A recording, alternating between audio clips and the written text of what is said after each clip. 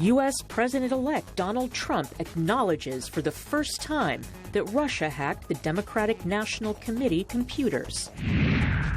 Doctors' union officials are sentenced for failing to call off a strike that has paralyzed medical services across Kenya. And an Algerian football star is honored in Nigeria. Africa 54 starts right now.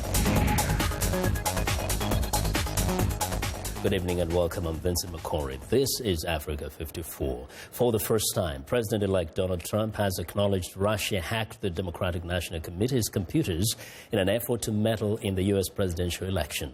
During an hour-long press conference Wednesday, the future U.S. president also strongly denied and confirmed report that Russia has compromising personal information about him. And he again blasted U.S. intelligence agencies. VOA White House correspondent Mary Alice Salinas has more. In his first news conference since winning the White House, Donald Trump acknowledged he believes Russia hacked the Democratic National Committee's computers in a bid to influence the November 8th presidential election. As far as hacking, I think it was Russia, but I think we also get hacked by other countries and other people. Seemingly downplaying the incident, he pointed to China's cyber attacks on the U.S. and to the DNC's failure to protect its computers. The Democratic National Committee was totally open to be hacked. They did a very poor job. They could have had hacking defense, which we had. Trump also strongly denounced an unsubstantiated report that Russia has tawdry and compromising information about him. It's all fake news. It's phony stuff. It didn't happen. Trump praised Russian President Vladimir Putin for saying the report was untrue. And he thanked media organizations that chose not to publish it and took aim at U.S. intelligence gatherers. They looked at that nonsense that was released by maybe the intelligence agencies. Who knows? But maybe the intelligence agencies, which would be a tremendous blot on their record. He also blasted CNN for airing a report about those allegations. Go ahead. No, not you. Not you. Your organization's terrible. Your organization's terrible. These papers, because I'm not sure that was explained properly, but with these stacks of financial and legal documents on display, Trump announced he will not divest himself from his business empire or create a blind trust during his presidency. Instead, Trump said his sons will run the business and not discuss it with him. But some say this will not be enough. Analyst Larry Sabato via Skype. You will not find an ethics officer or expert in the country who's independent, who believes that this is sufficient. But it's pretty clear it's all we're going to get. But Trump maintains the steps he has taken will be enough to avoid any conflict of interest while he's president. Mary Alice Salinas, VOA News, Washington. Well, Kenya's doctors' union officials on Thursday are vowing to continue with their strike in defiance of court orders to end it or face jail time. Earlier in the day, an Employment and Labor Relations Court sentenced 6 officials of the doctors' union to a 1-month suspended sentence for failing to call off the strike that has paralyzed healthcare services across the country.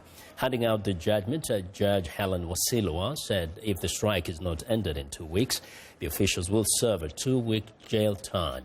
The doctors, however, say they will not negotiate under threats.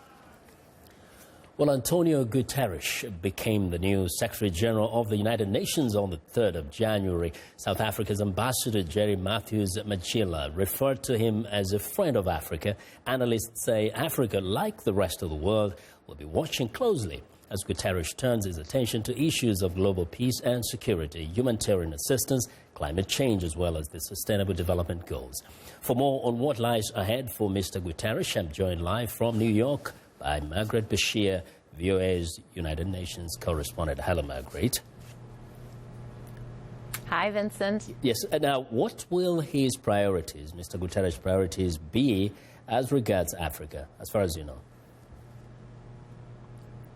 Well, he's riding a huge wave of goodwill right now, and hopefully he can capitalize on it for Africa in particular. He's got so many challenges facing him there right now: South Sudan, DRC, Burundi. I mean, the list goes on and on. He has picked a Nigerian woman as his deputy. Her name is Amina Mohammed. She is Nigeria's environment minister. She's wrapping up in Nigeria now, and we expect her here in New York at some point in February to take up her duties as Deputy Secretary General. So he is putting a focus on Africa by picking an African woman to be close to him. He has laid out a very strong vision for conflict prevention. This is one of his top priorities for the United Nations going forward. And this can really be applied to Africa because we see so many conflicts there. He wants to address root causes, build strong institutions. He wants to respond to early warning signs in more efficient and faster ways. And he said in his opening remarks to staff here on his first day at work that the UN for too long has really just reacted to conflicts rather than really prevented them. So he's going to be putting his focus on prevention, and as I mentioned, I think that will really bring Africa into the mix. And we know that as a former envoy for especially the refugees, he has been very much on the continent. Does that make him kind of have a different kind of perspective, a different level of understanding than somebody perhaps who would not have been, had that kind of experience before? Well, he certainly has a great deal of empathy for this situation of refugees and migrants.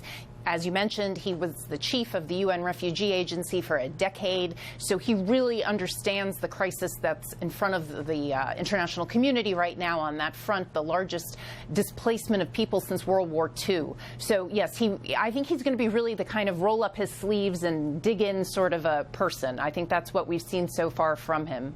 Has he so far expressed any specific frustration, especially with like South Sudan issue, which has persisted? Sure. So, for instance, South Sudan, the Security Council over the summer authorized a rapid protection force of 4,000 troops to go there. They haven't gone. The government there has obstructed their deployment. So he's going to have to really tackle that now. I think one of the things he wants to look at is perhaps the resuscitation of the political process there. That would help to get the troops out, the reinforcements, the rapid protection force, things like that. Margaret, thank you very much, as always, for your reporting. That's viewers Margaret Bashir reporting live from New York.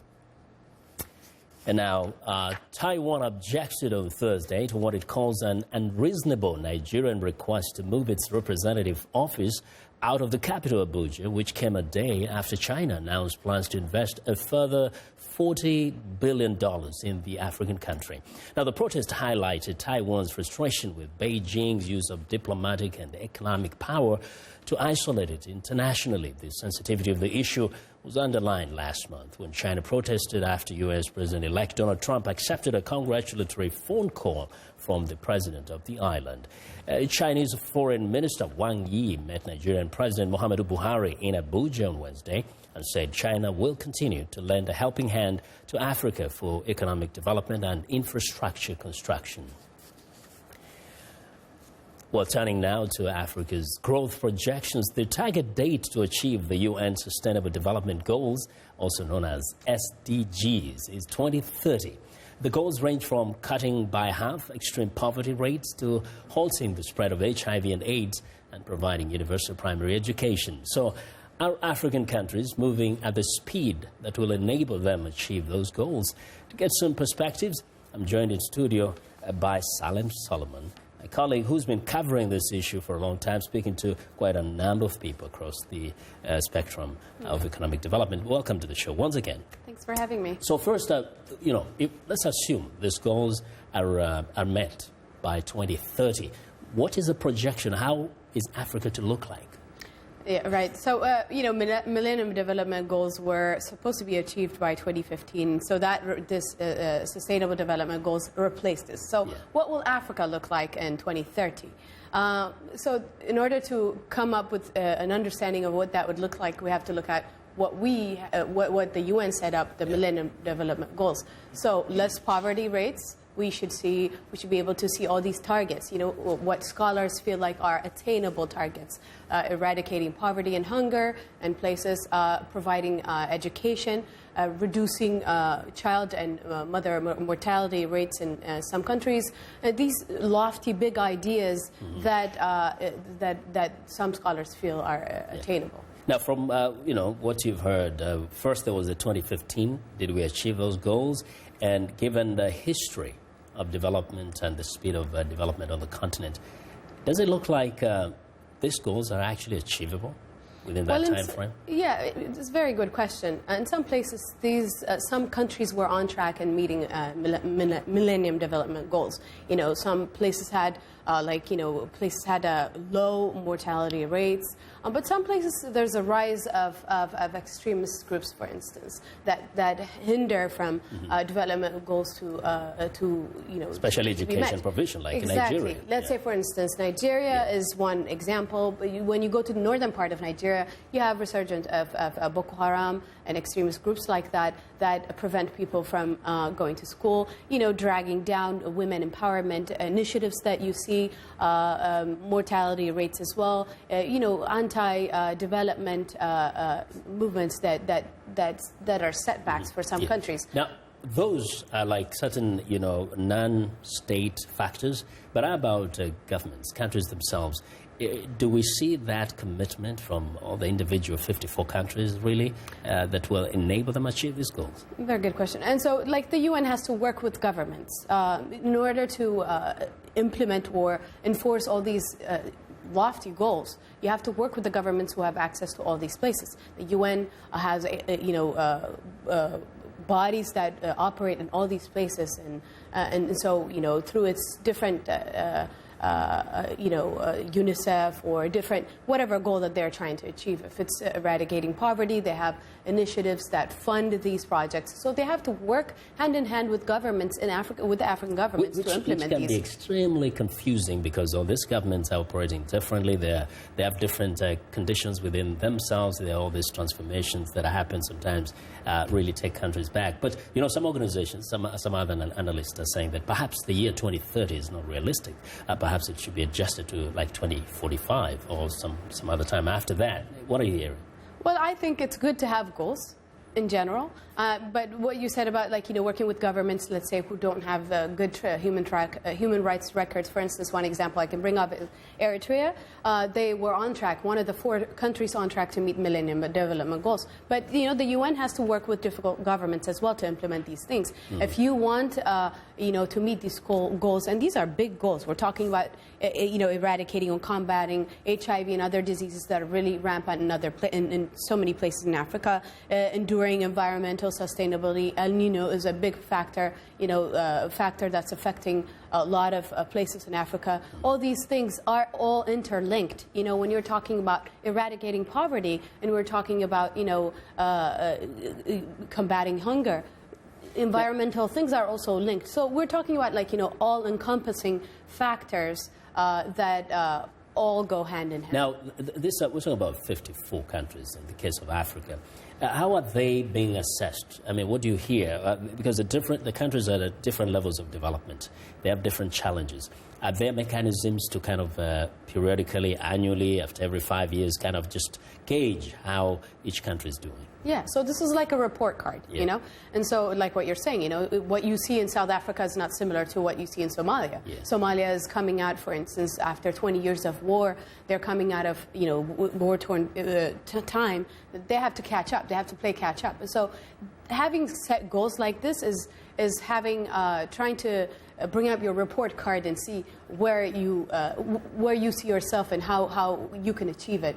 And so that's the thing I think. Do we know, in a few seconds, do we know if citizens of these individual countries are sensitized, educated about this particular goal so that they can actually hold their leaders accountable and demand that, we want to get there? Well, that's the whole point of these goals. Some of the topics are not really familiar to some countries who don't have that access. So it starts with awareness. It starts with awareness and initiatives, and then you take it from there. Like women empowerment, for instance, in some places. All right.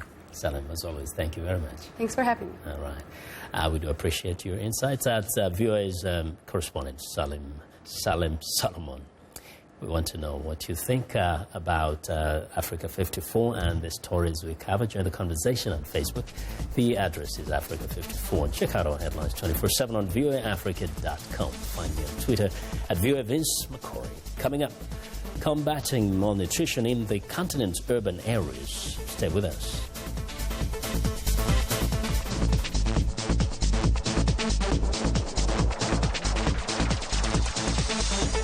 Science and technology, here's what's new. It's called Prime Air. It's Amazon's drone delivery system now being tested in the Cambridge area of England. And so far, so good with 2 successful test deliveries. Here's how it works. A drone rolls out on an automated ramp from a warehouse, or as Amazon calls them, fulfillment centers. The drone then takes off to reach an altitude of not more than 120 meters, carrying a package weighing no more than 2 kilograms. The drone, guided by GPS, can reach a speed of 180 kilometers per hour and operates completely on its own from takeoff to landing. And about that landing, customers will need an Amazon-branded landing mat. The small, lightweight mat acts as a homing beacon to help guide the drone down. Amazon says it wants to get to the point where it can deliver a package by drone to any customer in the delivery area in 30 minutes or less. For VOA's What's New, I'm Todd Grossheimer.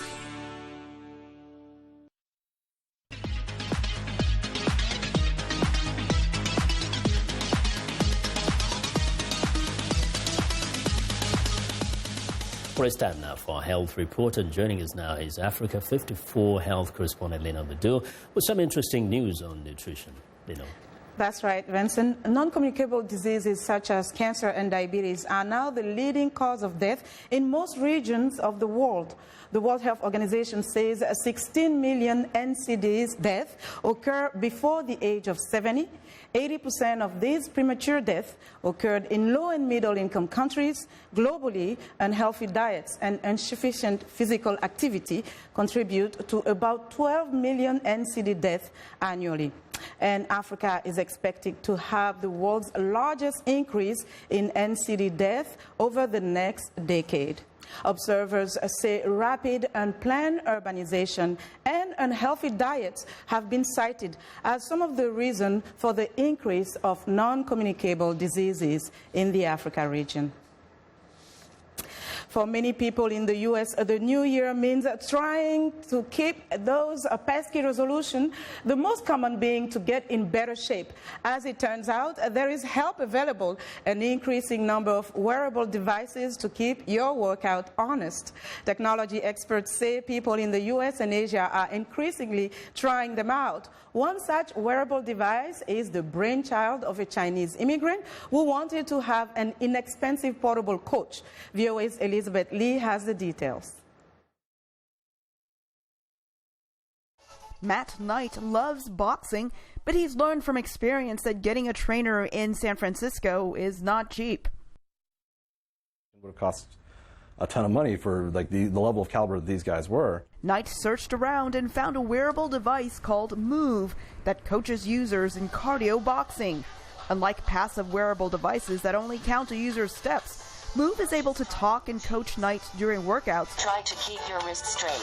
Through an app on a mobile device. Move doesn't necessarily give you the full guidance that you would get from a real-life coach, but it does guide you through the cardio aspects of it, which is actually one of the tougher parts of staying on top of while you're boxing, is that you run out of energy. Right foot forward. Knight used the product so often that Move hired him to test it.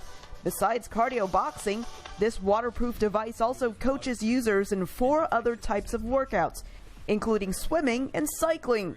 Beijing native Meng Li, Move's co-founder, was inspired to develop this wearable coach while hard at work at another startup in Silicon Valley. I find like I'm not as healthy and active as before, and I start feeling like, I need to work hard, I need to charge myself, but I don't have time to go to the gym or, money to pay the trainer. So that's actually part of the reason how we started Move. Lee says what makes her wearable device unique is how it tracks a user's movements.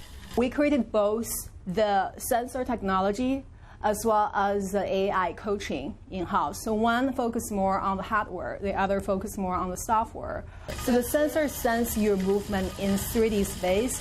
For example, it senses your range of motion, it senses your rotation, it senses your orientation. Fitness-oriented wearable devices are not only gaining popularity in the U.S., they are also trendy in many Asian countries, the reason behind this Chinese language promotional video. In China, the trend of fitness is growing so fast, and we see very similar behaviors and need from our consumers in China, and it's growing. But at the beginning, we didn't expect that. It was basically a surprise. As with many immigrants who attend graduate school in the U.S., Lee decided to stay and work here. But she has a team of employees in China, and she expects more trips home as her 3-year-old startup grows. Elizabeth Lee, VOA News, San Mateo, California. And that's our health report for today. To stay in touch, find me on Twitter @Lenormudou. Back to you, Vincent. Well, Lenore, thank you very much. Now be sure to watch Lenore Mudou's health reports every Tuesday and Thursday right here on Africa 54. It's time now for a short break. Still to come on Africa 54. A star of the upcoming African Cup of Nations continues to inspire. We'll be right back.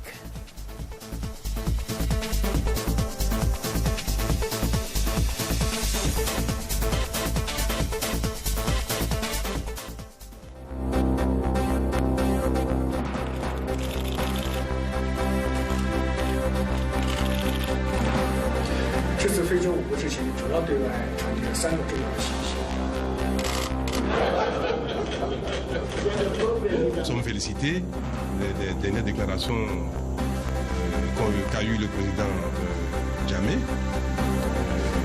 en Gambie et qui nous rassure.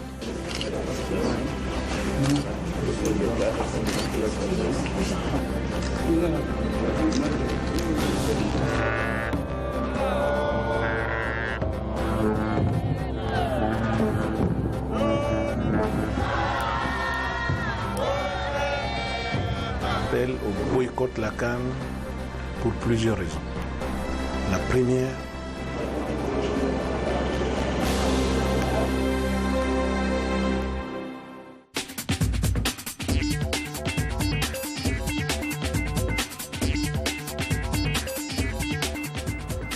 You're with Africa 54. Welcome back. I'm Haiti Adams-Fitzpatrick. Let's take a look at what's trending this Thursday. The story that won't go away. French detectives are still questioning the brother of Kim Kardashian West's chauffeur over that jewelry heist last year.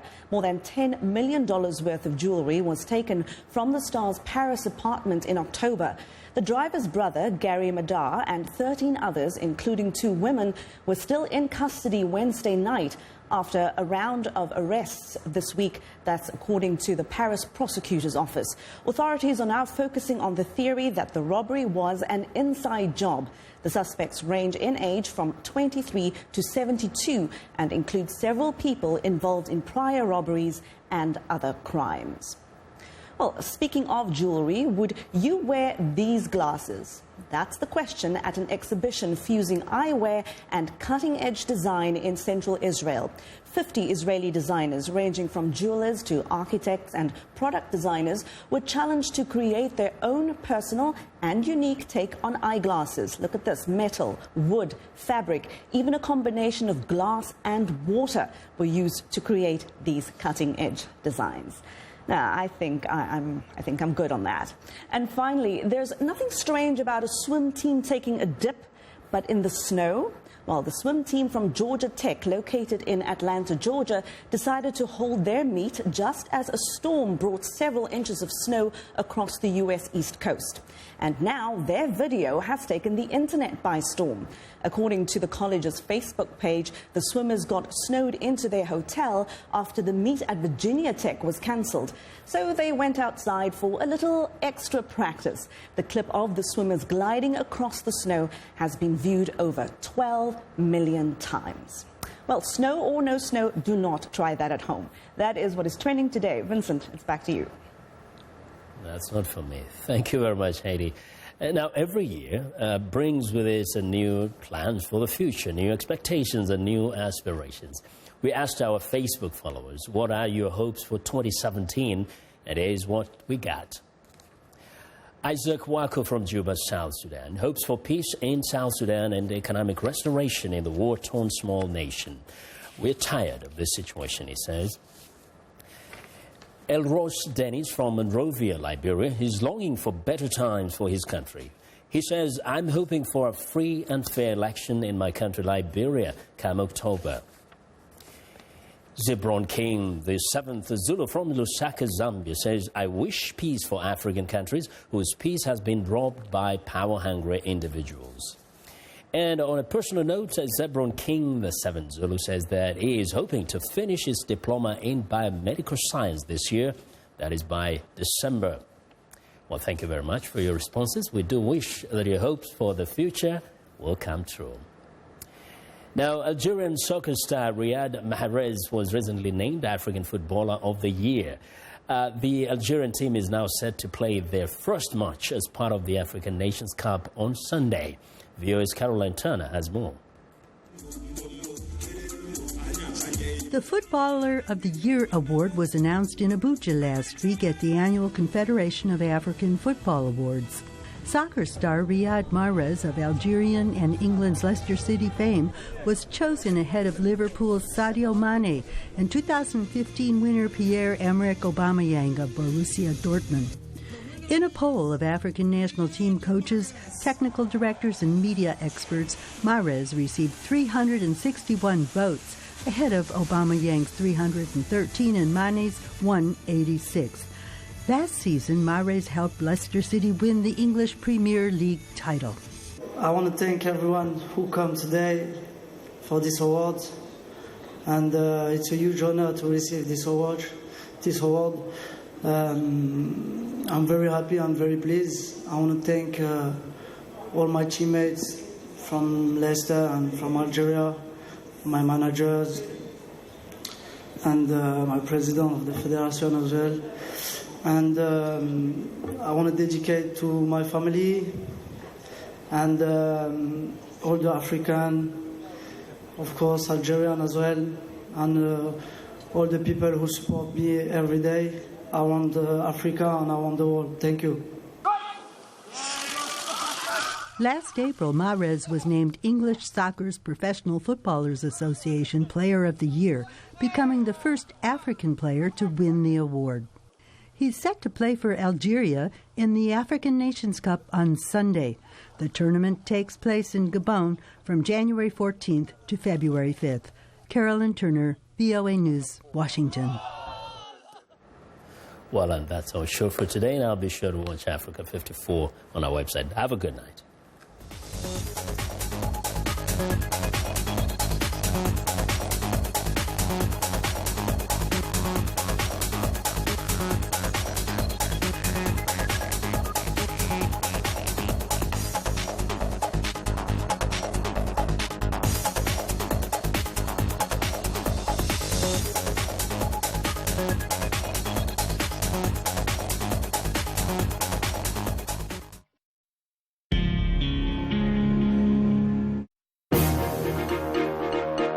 Welcome to the Voice of America's Newswords.